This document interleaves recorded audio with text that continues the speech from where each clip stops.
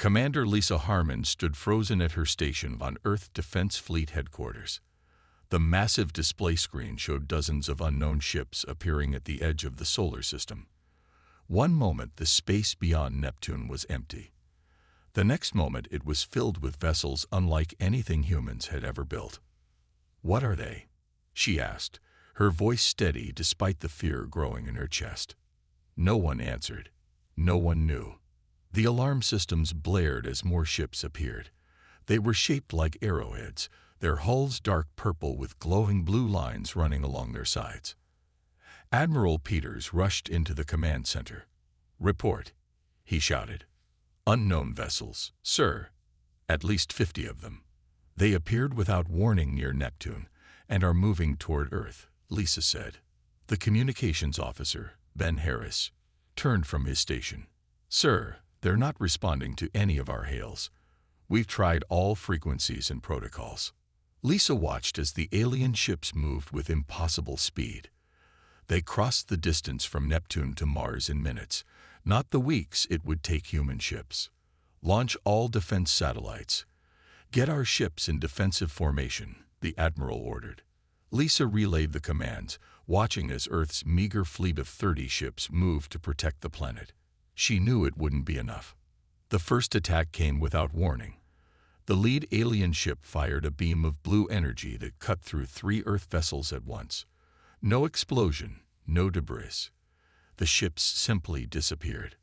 "My God," someone whispered. Captain John Keller's face appeared on the main screen. He commanded the Earth flagship *Defiance*. "Headquarters, we're seeing technology far beyond our capabilities. Request permission to engage with nuclear weapons." "Permission granted," Admiral Peters said grimly. Lisa watched as the *Defiance* launched its most powerful weapons. The nuclear missiles streaked toward the alien armada. Several hit their targets, the explosions bright against the blackness of space.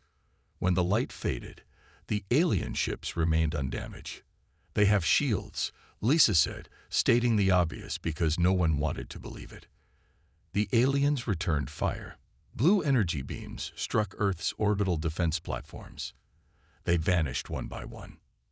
"Sir," Ben called out, "we're receiving reports of attacks on major cities. New York, Beijing, London, Moscow, all under fire from smaller ships that broke through our defenses." Lisa looked at the tactical display. The *Defiance* was surrounded by 5 alien vessels, but somehow still fighting. "Commander Harmon," Captain Keller's voice came through, broken by static. "I'm sending you data we've gathered on their ships. Their weapons. It's not much, but—" His transmission cut off as his ship took another hit. "John," Lisa called out, forgetting protocol. The connection returned, showing smoke-filled bridge of the *Defiance*. "I'm still here. Just barely." "Lisa, these aliens, they call themselves the Vrikari. We intercepted some communications. They think we're a threat because we've advanced too quickly. They want to stop us before we join something called the hegemony." Admiral Peters stepped closer to the screen. "Captain, can you retreat? We need that information." Keller nodded grimly. "We'll try. Most of our engines are damaged, but we might." An explosion rocked his ship. When the camera stabilized, half the bridge crew was down. "Go, John," Lisa said quietly. "Get that information back to us."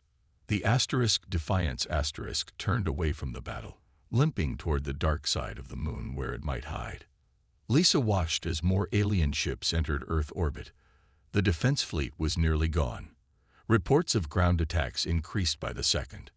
In 12 hours, humanity had gone from being alone in the universe to fighting for its very survival. She downloaded the data Captain Keller had sent, determined that it wouldn't be for nothing. The Vrikari had made a terrible mistake. They had attacked humanity's home. And somehow, someway, Lisa knew humans would make them regret it. 2 weeks after the attack, Lisa Harmon sat in a dimly lit bunker buried deep beneath the Rocky Mountains. The room was crowded with survivors, military personnel and government officials who had managed to escape the initial assault. The air smelled of sweat and fear. Admiral William Carter stood at the front of the room. Once a tall, proud man with perfect posture, he now looked tired, but his eyes burned with determination. "We've confirmed that the aliens, the Vrakari, control our orbital space," he said. "But they seem reluctant to commit large ground forces. They're using automated drones for most surface attacks." Lisa watched as people whispered to each other. Everyone had lost someone. Everyone was afraid. The heavy metal door at the back of the room opened. Captain John Keller walked in, his uniform torn and dirty. A bandage covered the left side of his face. Behind him came a woman in a lab coat, her black hair tied back in a messy ponytail. "Captain Keller," Admiral Carter said, "we thought you were dead." John shook his head. "Nearly.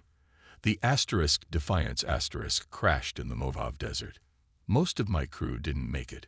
His voice was flat with grief. "But we saved the data, and I found someone you need to meet." He gestured to the woman beside him. "This is Dr. Olivia Martinez. She was working on a classified propulsion system at the Mojave Research Facility." Dr. Martinez stepped forward. Despite the situation, her eyes were bright with excitement. "The Vrakari ships use a form of faster-than-light travel that creates ripples in space-time.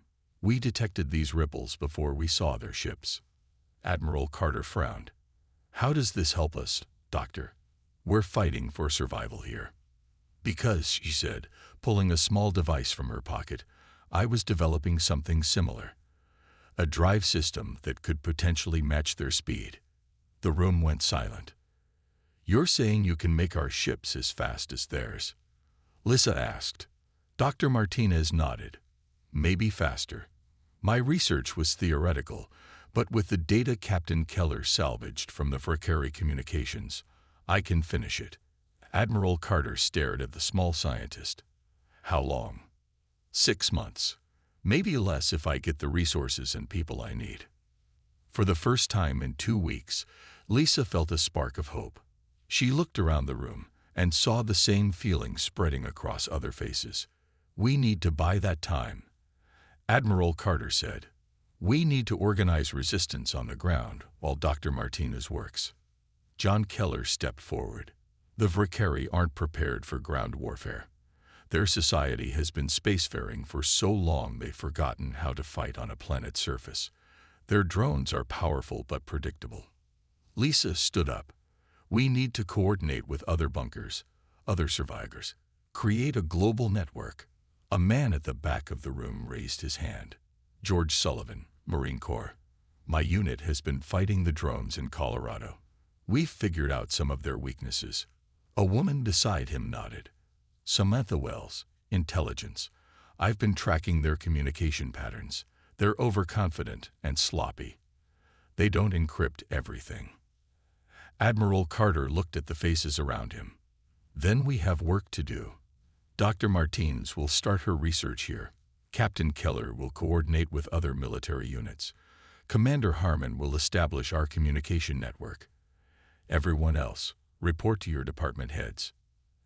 As people filed out of the room, Lisa stayed behind with John, Dr. Martinez, and the Admiral. "They think they've won," John said quietly. "The Vrakari believe we're just hiding, waiting to be found and killed." Admiral Carter's face hardened. "Then they don't understand humans at all." Lisa looked at the small group around her. These people, these survivors, would be the beginning of Earth's resistance. 6 months, she said. "We'll be ready." Dr. Martinez clutched her device. 6 months, and we'll show them what humans can do. Outside the bunker, Vrakari ships patrolled the skies, hunting for survivors. They did not know that beneath the ruins of human cities, a counterattack was already taking shape. 6 months passed like a slow heartbeat. Deep below the surface of the Earth, humans worked without rest. Former factories were rebuilt in abandoned mines and subway tunnels. Every surviving engineer, scientist, and mechanic worked on Dr. Martinez's new engines. George Sullivan wiped sweat from his forehead as he led his team back into the Denver bunker. His patrol had just returned from destroying 3 Vrakari drone bases. Any casualties? Lissa Harmon asked, meeting him at the entrance. George shook his head. Not this time. The drones are getting easier to predict. They never change their patterns. Lisa nodded. The Vrikari were powerful but not creative. That was humanity's advantage. In the main command center, Admiral Carter studied the global map. Red dots showed Vrikari strongholds. Blue dots showed human resistance bases. 6 months ago, the map had been mostly red. Now, more blue appeared every day. Commander Harmon, he said as Lisa entered, how does our global network? Fully operational, sir. We have contact with resistance groups on every continent. Europe reports they've started production on the first batch of weapons using the Vrikari technology we captured. Samantha Wells looked up from her communication station. Australia has converted 3 underground mining facilities into shipyards. They've completed the first hull sections. Admiral Carter allowed himself a small smile. And Dr. Martinez. As if summoned by her name, Olivia Martinez burst into the room. Her lab coat was stained with grease and her eyes were red from lack of sleep. But she was smiling wider than anyone had seen in months. It works, she said simply. The engine works. The room went silent. You're certain? Admiral Carter asked. Dr. Martinez nodded. We tested it on a small scale. The principles are sound. The engine can match Vrikari speeds, maybe even exceed them. John Keller, who had been studying tactical displays, turned around. Can we start installing them in the ships we're building? Yes. I've already sent the designs to all production facilities. Australia and Europe can begin installation immediately. Admiral Carter looked at the people around him, tired, wounded, but unbroken. Then it's time for the next phase. Captain Keller, is the *Vengeance* ready? John nodded. As ready as it can be. First of the new fleet, small but fast. And the crew, trained on the simulators we built. They'd never been in actual space, but they know the systems. Lisa stepped forward. Sir, request permission to command the *Vengeance* for the first mission. Admiral Carter studied her face. Granted, Captain Keller will be your tactical officer. He addressed the room. The time for hiding is over.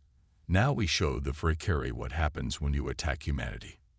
In the underground shipyard beneath the ruins of Sydney, engineers worked day and night to install Dr. Martinez's engines in the newly built vessels. The ships were smaller than the Vrikari cruisers, but designed specifically to exploit the weaknesses Captain Keller had identified. George Sullivan trained ground forces to coordinate with the upcoming space attacks. Samantha Wells established secure communication channels that the Vrikari couldn't detect. And on a clear night, when Vrikari patrols were at their furthest points, the first human counterattack began.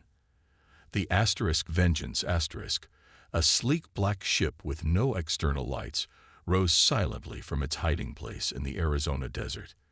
Lissa Harmon sat in the captain's chair, John Keller at the tactical station beside her. All systems operational. The young pilot, Eric Russell, reported. Martinez drive ready for activation.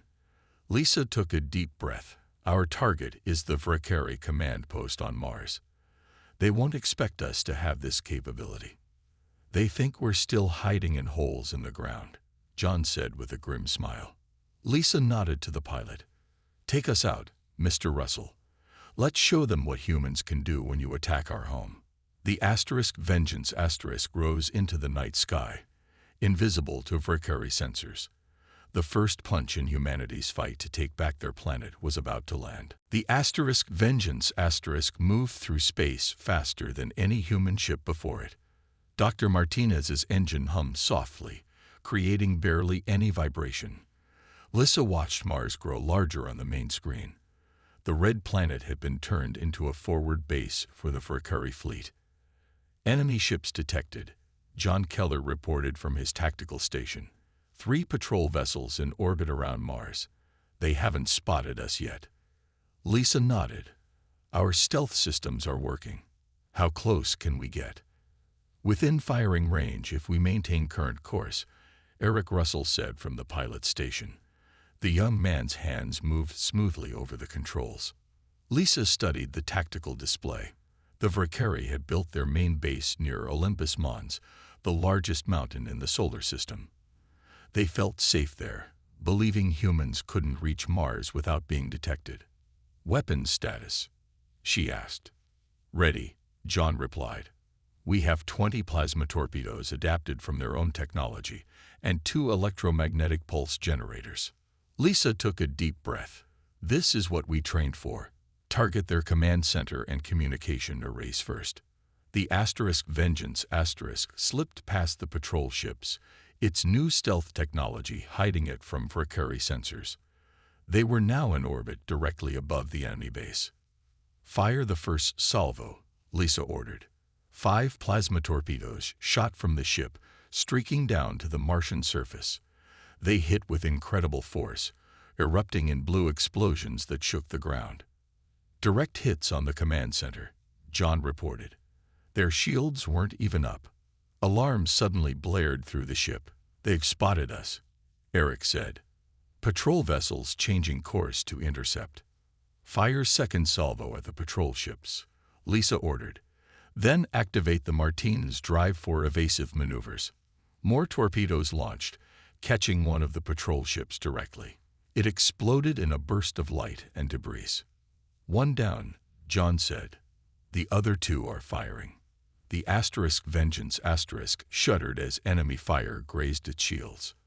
Shields at 80%, reported Susan Lee, the engineer, still holding. Lisa leaned forward in her chair. Bring us around for another pass at the base. Fire the EMP generator when we're in range. The ship dove toward Mars, moving with speed and agility the Valkyrie couldn't match. The EMP deployed, sending a wave of energy across the base. Lights throughout the Valkyrie facility flickered and died. Their systems are down, John said, detecting massive data transfers to our receivers. We're getting everything.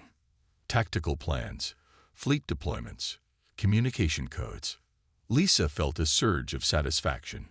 What about their distress calls? Any response from other Valkyrie forces? John studied his console, then looked up with surprise. This is strange. I'm picking up communications between the Valkyrie and other alien species. They're arguing. About what? Lisa asked. The attack on Earth. It seems the Valkyrie are part of something called the Hegemony, a coalition of alien species, but they attacked Earth without approval from the other members. This was unexpected news. Lisa thought quickly. Can we use this? If the Valkyrie acted alone, maybe the other species could be approached. Possibly, John said. I've got names. The Xyleni and Benethi seem particularly upset about the attack. More enemy fire hit the ship. Shields at 60%, Susan reported. We should leave soon. Lisa nodded. We got what we came for. Set course back to Earth. Eric engaged the Martine's drive, and the Vengeance shot away from Mars, easily outrunning the remaining Valkyrie ships. As they headed home, Lisa studied the data they'd captured. The Valkyrie weren't the unstoppable force humanity had feared. They had weaknesses, and now humans knew about them. More importantly, the Valkyrie weren't alone in the galaxy. There were other species out there, some who might not approve of Earth's unprovoked attack. For the first time since the invasion, Lisa felt real hope. Humanity had just won its first victory, and with it came something perhaps even more valuable than the battle itself. Knowledge. The return of the Vengeance to Earth was met with celebration. In the main bunker beneath the Rocky Mountains, Admiral Carter called an emergency meeting. Lisa Harmon and John Keller presented their findings to a room filled with resistance leaders. The Valkyrie are just one species in a larger group called the Hegemony, Lisa explained, and they attacked Earth without permission from the others. Admiral Carter frowned. Can we use this to our advantage? Dr. Martinez, who had been studying the alien technology data from the mission, looked up from her tablet. We might be able to adapt their communication systems to contact the other hegemony species directly. Is that wise? George Sullivan asked. We'd be revealing our capabilities. Samantha Wells nodded in agreement. The Vrakari will know we stole their technology. Admiral Carter paced the room slowly. Sometimes the best defense is a bold defense. If the other aliens didn't approve of the attack on Earth, they might be willing to listen. Lisa thought about the information they had gathered. The Xylani and Benethi seemed particularly upset about the Vrakari actions. Their communication suggested they value diplomacy. Then we need a diplomat, Admiral Carter said. Someone who can speak for humanity. Patricia Donovan, a former ambassador to the United Nations, stepped forward. I volunteer. I've spent my career dealing with difficult negotiations. Admiral Carter nodded. We'll need a ship, something designed for diplomatic missions, not combat. The emissary *, John suggested. It's nearly complete at the European shipyard. We can modify it for first contact protocols. While plans for diplomatic contact moved forward, Dr. Martins worked with engineer Kevin Rodriguez to study the captured Vrakari weapon systems. Their technology is advanced but not magical, Kevin said as he disassembled a Vrakari rifle. We can adapt it, maybe even improve it. Dr. Martinez smiled as she analyzed the data on her screen. Their plasma containment is inefficient. If we apply our understanding of quantum physics, we could increase weapon power by 30%. In the weeks that followed, humans did what they had always done best. They adapted. The emissary * was completed and equipped with a modified communication array capable of connecting with hegemony frequencies. Patricia Donovan studied all available information about the alien species. She practiced possible first contact scenarios with her small diplomatic team. On the day of launch, Lisa met with Patricia in the ship's ready room. Are you nervous? Lisa asked. Patricia adjusted her simple but formal uniform. Terrified, but also hopeful. This is humanity's first peaceful contact with alien life.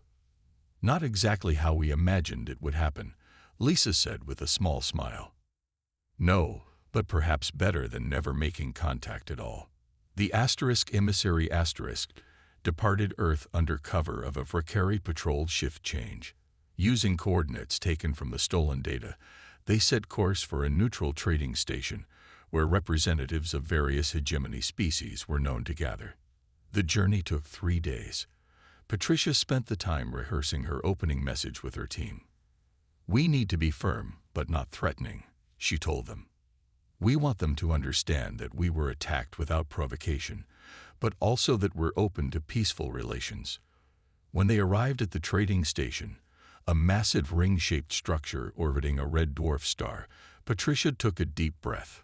Open a channel on the hegemony common frequency, she ordered. The communications officer nodded. Channel open. Patricia stood straight, her voice clear and strong. This is Ambassador Patricia Donovan of Earth. We seek dialogue with representatives of the Xylani and Benethi regarding the unprovoked attack on our homeworld by the Vrakari forces. For a long moment, there was silence. Then the communications panel lit up with responses. Multiple signals incoming, the officer reported with surprise. They're welcoming us. On the main screen, an alien face appeared. It had purple skin and large, intelligent eyes. Humans, it said in a translated voice. We have been waiting for you to reach out. We have much to discuss about our mutual problem with the Vrakari. Patricia smiled. Humanity had just taken its first step onto the galactic stage. Patricia Donovan stood before the Hegemony Council, a gathering of representatives from 12 different alien species. The council chamber was a vast room with a circular table.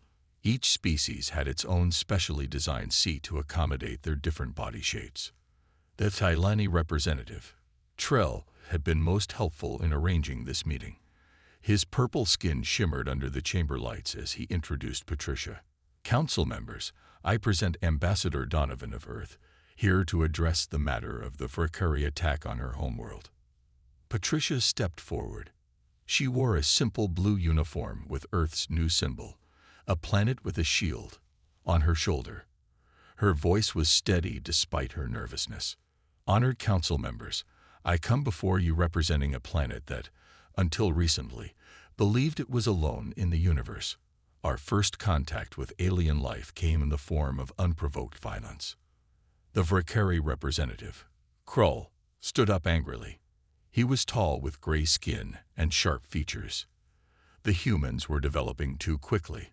They would have threatened the hegemony's stability. "Sit down, Krull," said a representative with feathered skin and a beak-like mouth. "This was Sela of the Benethi. You had no authority to launch that attack. The Council must vote on all first contact protocols." Krull glared but sat down. Patricia continued, "We did not know about your hegemony. We were simply exploring our own solar system, developing technologies to improve life on our planet. The Vrakari killed millions of our people." She activated a small device that projected images of Earth's devastated cities. The council members murmured among themselves. "Despite this attack, we do not seek the destruction of the Vrakari people.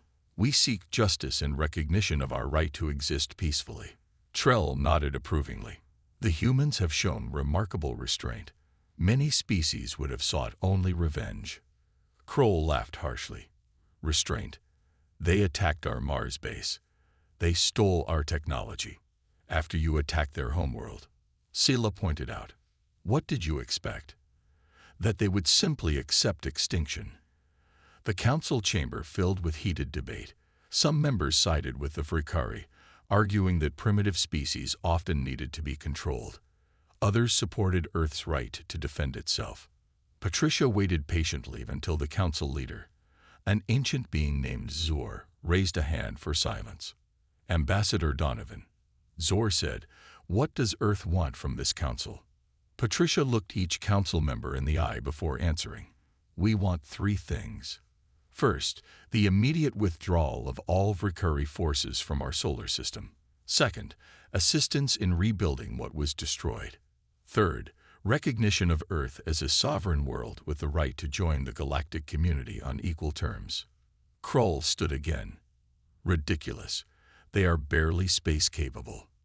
Without our technology that they stole, they would still be trapped in their own system."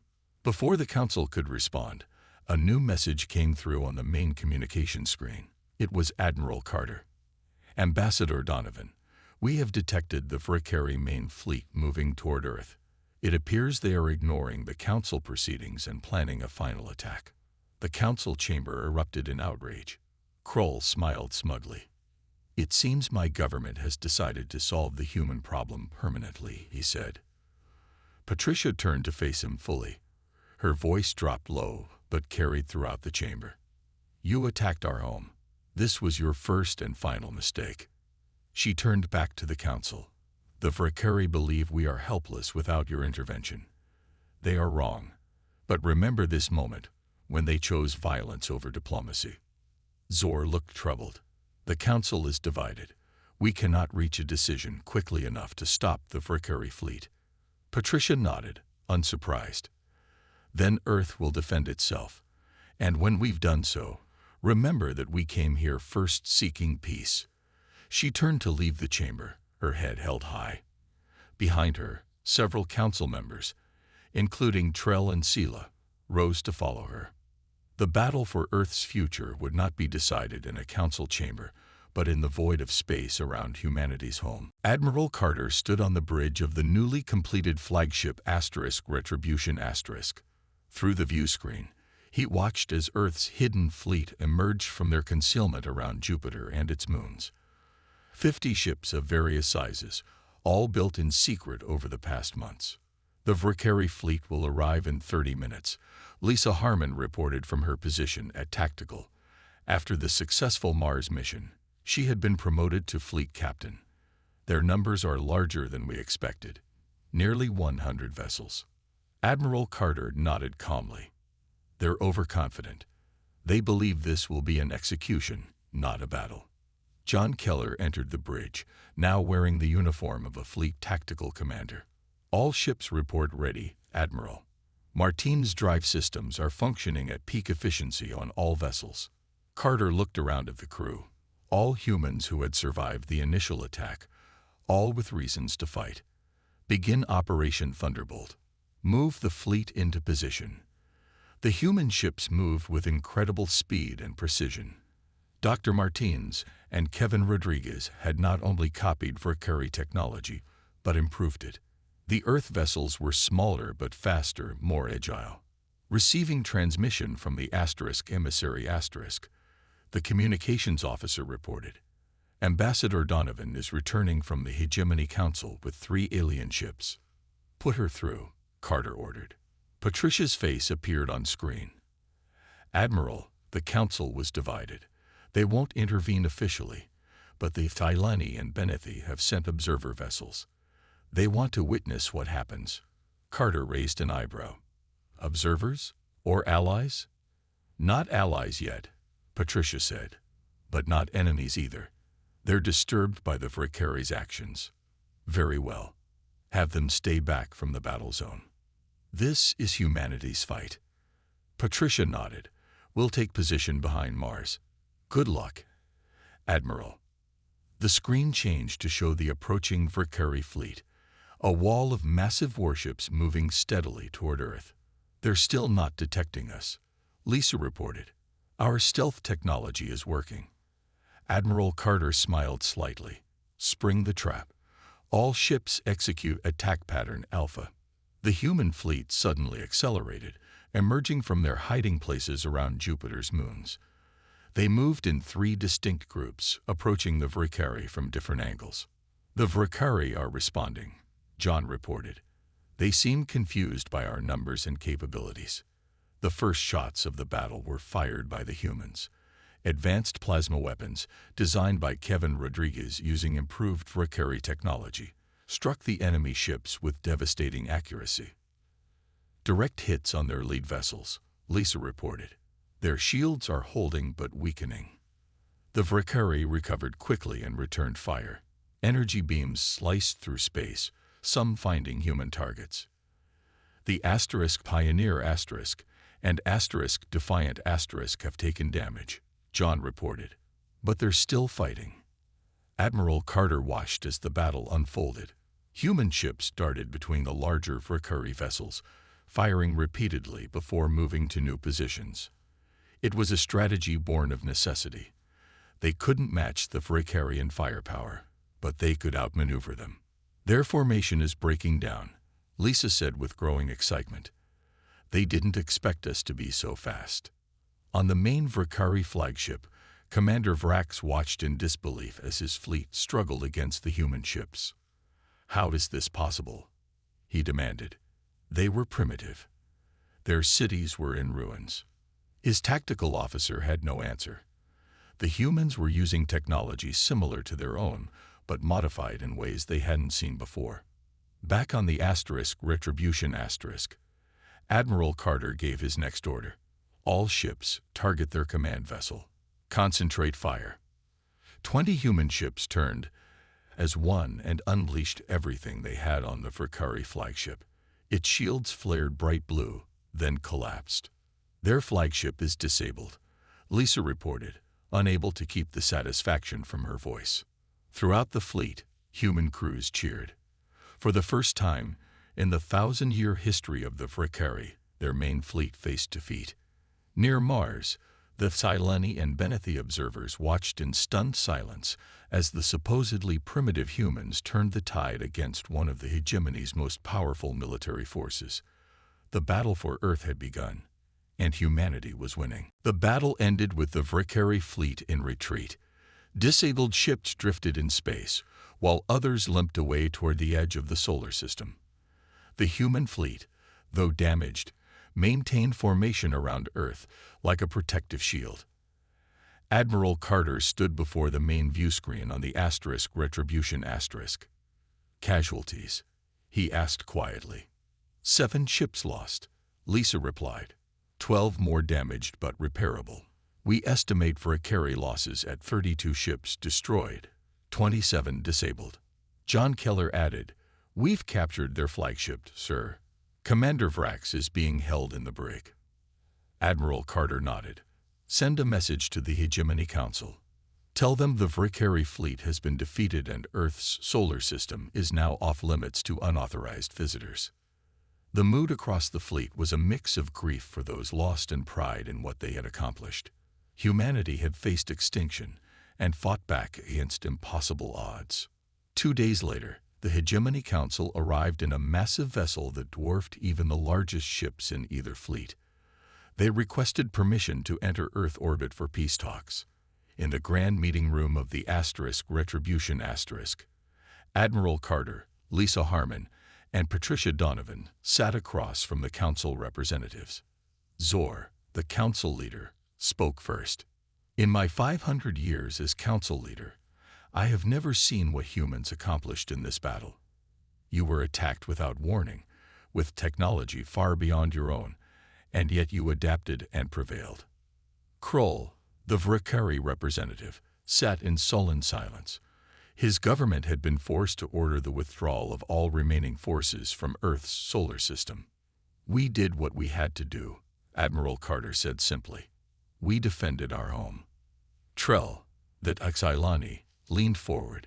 You did more than that. You showed innovation that many of our species have lost. The Vrikari weapons you captured were not simply copied. They were improved upon. Sela of the Benethi nodded in agreement. This is why the Vrikari feared you, not because of what you are now, but because of what you might become. Patricia Donovan raised her chin. And what is that? Zor answered, a species that adapts quickly, that turns adversity into advantage. Many council members now believe humanity would be a valuable addition to the hegemony. As equals, Patricia insisted, not as subjects. As equals, Zor confirmed, with full rights and protections under hegemony law. The attack on your world was illegal. Reparations will be paid. Admiral Carter looked at his fellow humans, then back to the council members. Earth will need time to rebuild, to heal. But we are willing to join your hegemony, with conditions. We maintain control of our solar system. We continue developing our own technology. And we have a voice in future decisions. Zor considered this, then nodded. Acceptable terms. The council will ratify them formally. After the meeting, Lisa stood with John on the observation deck, looking down at Earth. Blue oceans and green continents were visible through patches in the clouds. In some areas, the scars of the Vrikari attack could still be seen. Do you think we can trust them? John asked. Lisa watched as the hegemony vessel prepared to depart. I think they respect strength, and we've shown them ours. On the bridge, Patricia Donovan finalized the agreement with Zor. There's one more thing, she said. A message for the hegemony records. What message? Zor asked. Patricia smiled slightly. When you attacked our home, you made a fatal mistake. Remember this, humans do not surrender, humans do not give up, and humans always defend what's theirs. Zor nodded solemnly. A fitting declaration. It will be recorded. As the hegemony ship departed, Admiral Carter gazed at the stars beyond. Humanity was no longer alone in the universe. They had faced their first interstellar threat and survived. More than survived, they had earned respect. Earth would rebuild. Earth would recover. And when the next threat came, the galaxy would remember what happened when someone attacked humanity's home.